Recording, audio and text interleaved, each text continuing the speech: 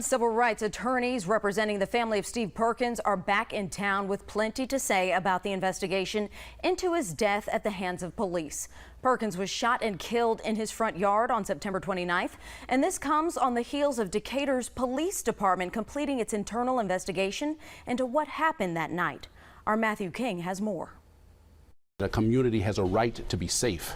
Attorney Cannon Lambert, who's representing the family of Steve Perkins, is concerned for the citizens of Decatur. And when they're not safe, and in particular when you have law enforcement that engages in either not protecting the community or engaging in conduct that puts the community at risk, there's something that needs to be done. Lambert, along with civil rights attorney Lee Merritt, has represented several families in cases involving deadly police encounters. He says most of the time his clients are allowed to see the body cam footage from the incident, something that hasn't happened yet for the Perkins family. They immediately allowed us to see the footage that they had. That was a situation where, frankly speaking, I can't speak for them, but I believe them to have known that they were wrong. And even in the face of that, they allowed us to see the video footage.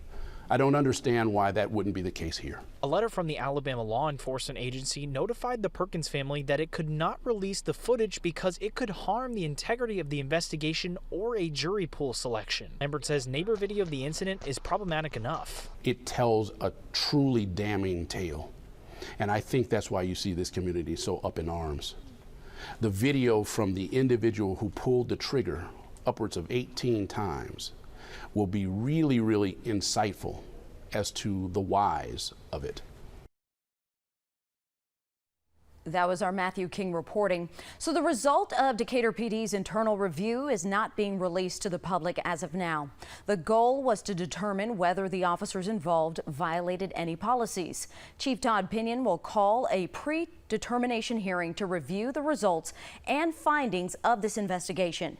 If the chief finds policy was violated, the matter will go before the mayor, where termination or suspension may happen. The state investigation is where any possible criminal charges would originate if necessary.